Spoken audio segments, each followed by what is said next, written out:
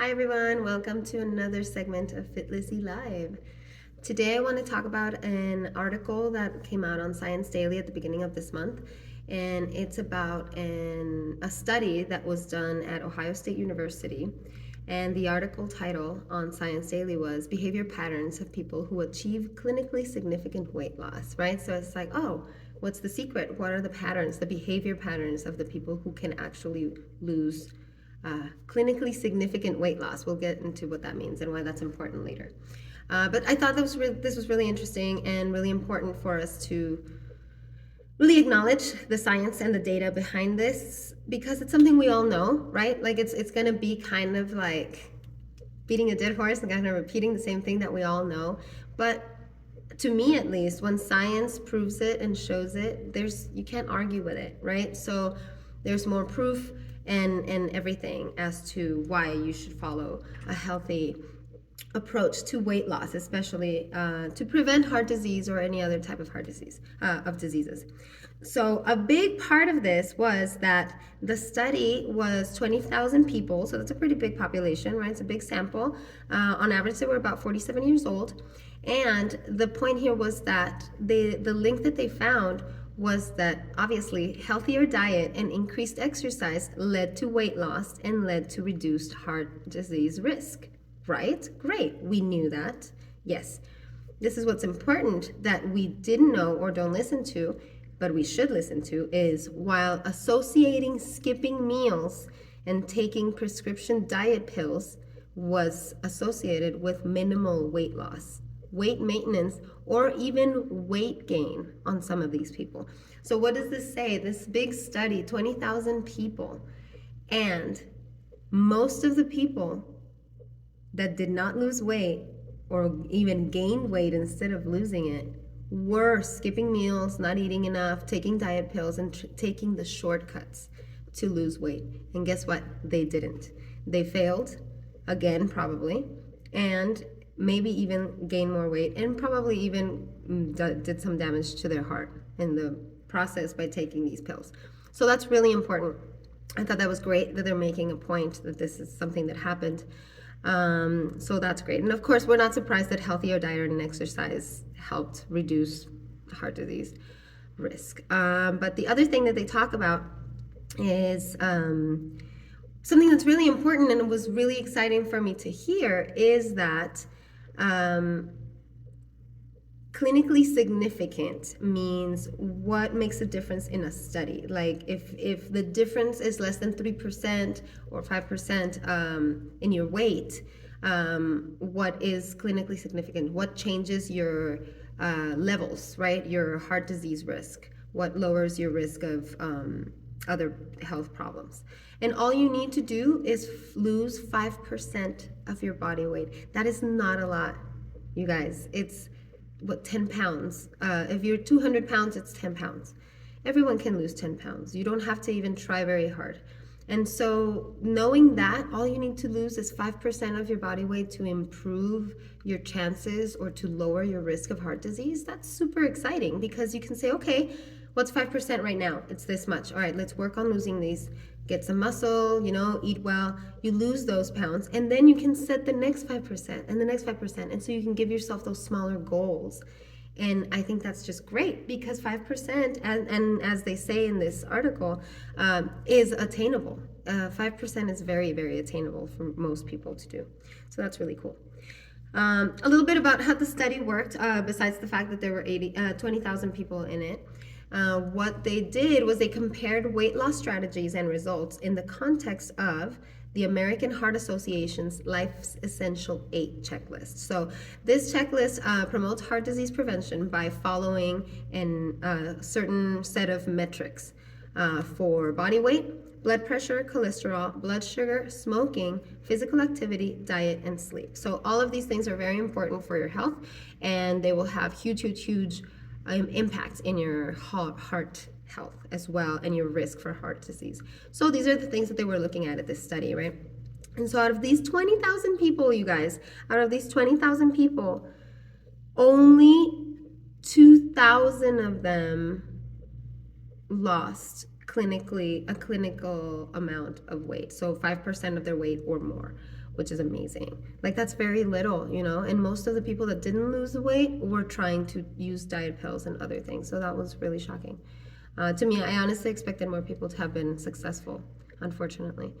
But you know, the problem here, one of the things that the researchers pointed out is that American adults had an average score of 60 out of 100 on the 8 measures. So that's pretty bad, right? We're barely passing as a country in regards to health. So we need to take these things more seriously in general in our society. So the Life's Essential 8 from the American Heart Association is a valuable tool because it provides the core components, is what the senior study author Colleen Spees says.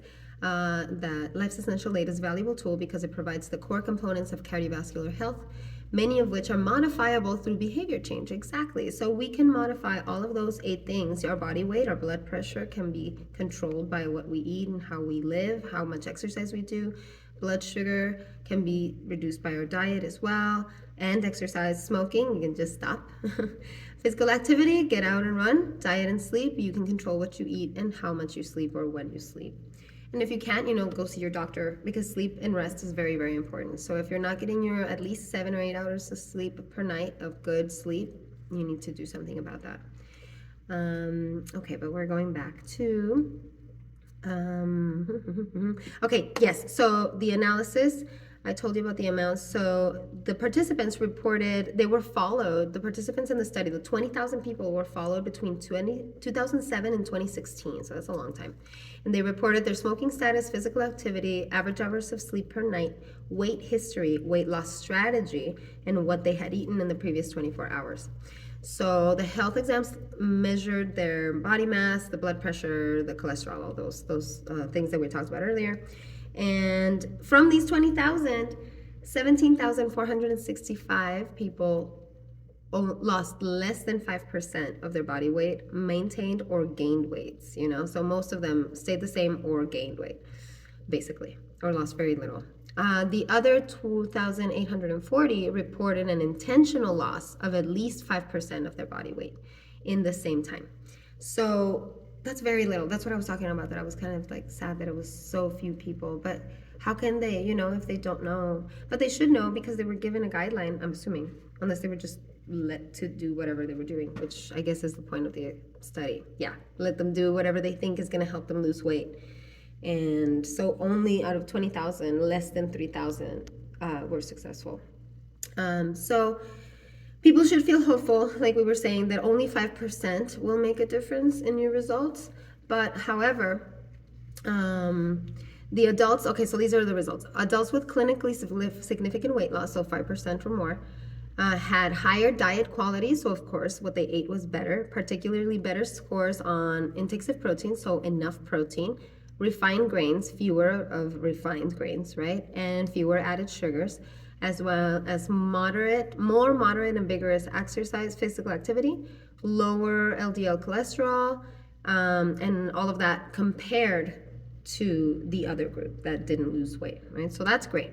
However, they do note that their BMI and their A1C blood sugar, which is a measure of high blood sugar and can tell you if you're diabetic or pre-diabetic or not, those were still high in those people. So they did lose some weight and their levels did even out for the most part, but their BMI, so they were still heavier than they should be for their height, which doesn't tell us a whole lot because if it were muscle, it wouldn't be a problem. But if their blood sugar is still high, then obviously they're still probably overweight, over fat.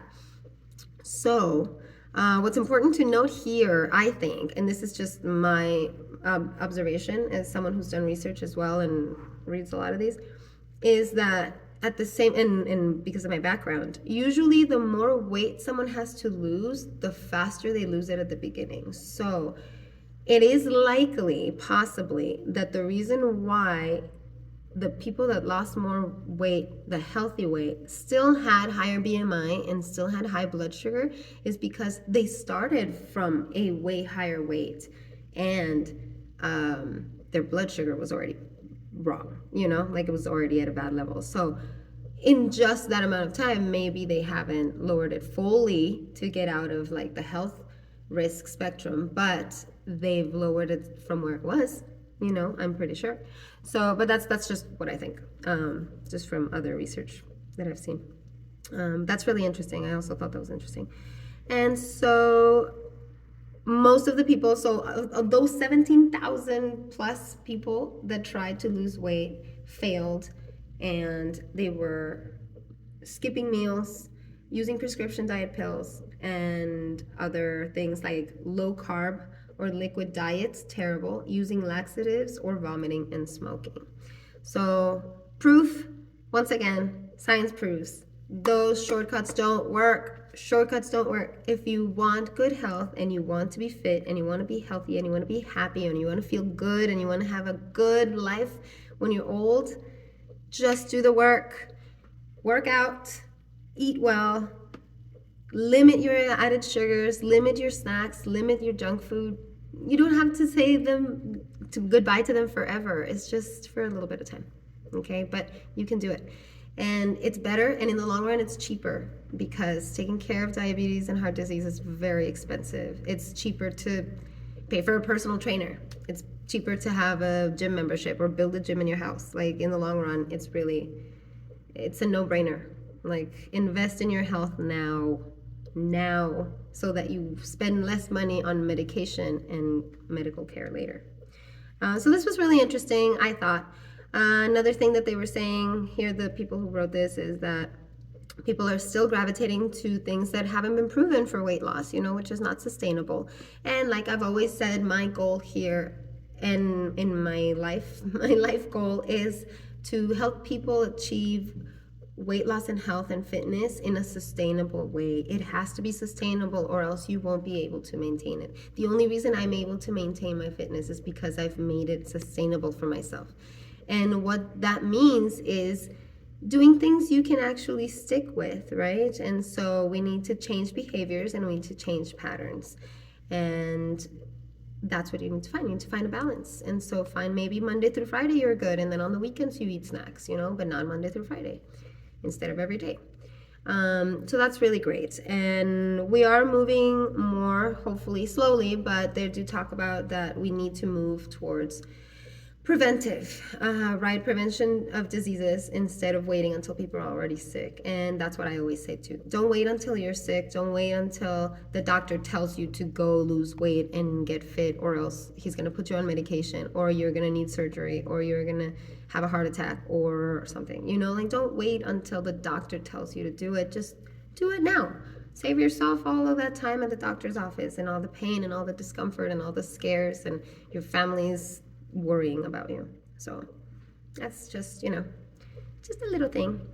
Something that I love that these people said, the co-authors, Colleen, she said, one idea to consider would be prescriptions for regular visits with registered dietitians trained in behavior change. Great. Complete with insurance reimbursement. Amazing. Similar to physical therapy, right? So yes, it is something that we need, and it's something that should be addressed in the right way. And so that would be fantastic.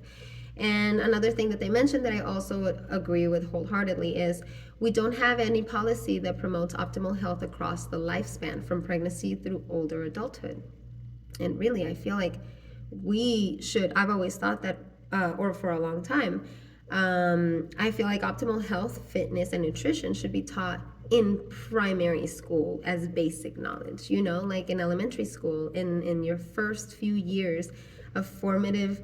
When you're learning your ABCs, you should be learning how to properly take care of your body and be healthy, and what is good for you and what is not healthy. And we should just be taught that. And I really hope that happens one day, because yes, I agree with the authors of this article. So yeah, that's just a little bit. I really wanted to share this article with you, these findings from the Ohio State University. I'll be linking to the Science Daily article that I got this from in the description here in the YouTube video. And yeah, that's all. So I just wanted to bring my 2 cents. Hope you enjoyed that, and talk to you next time. Bye.